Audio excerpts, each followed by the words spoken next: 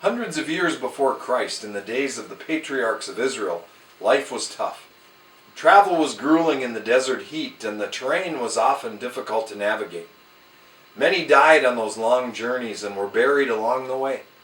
Genesis 35 tells us of the death of Rachel, Jacob's beloved wife. And Rachel died and was buried in the way to Ephrath, which is Bethlehem, the Bible says. And Jacob set a pillar upon her grave. That is the pillar of Rachel's grave unto this day. The pillar Jacob erected at Rachel's burial site is the first recorded tombstone in the Bible. This is Tom, pastor of Central Assembly of God in Superior, Wisconsin, and today I'm asking the question, what do you want on your tombstone? These are words to die by. One woman's tombstone had her coveted chocolate chip cookie recipe on it.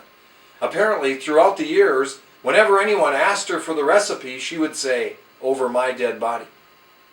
Another tombstone reads, "Here lies Jonathan Blake, stepped on the gas instead of the brake."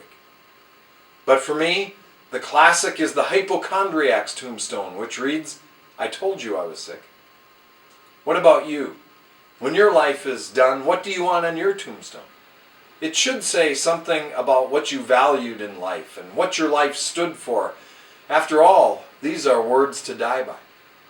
No one puts their ending bank balance on their tombstone.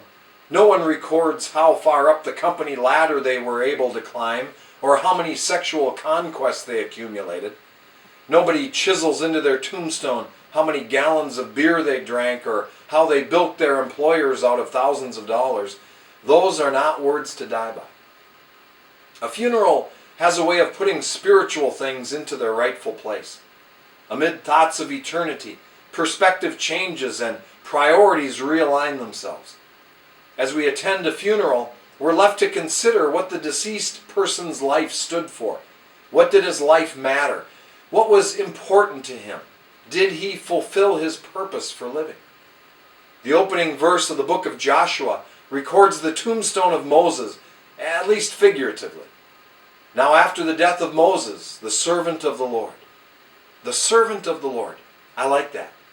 That would look great on a tombstone. Those are words to die by. When it's all said and done, and life on planet Earth is over, if my tombstone can legitimately read, the servant of the Lord, I'm good with that. So let me ask you, what do you want on your tombstone? Just remember that your words to die by are determined by the words you live by.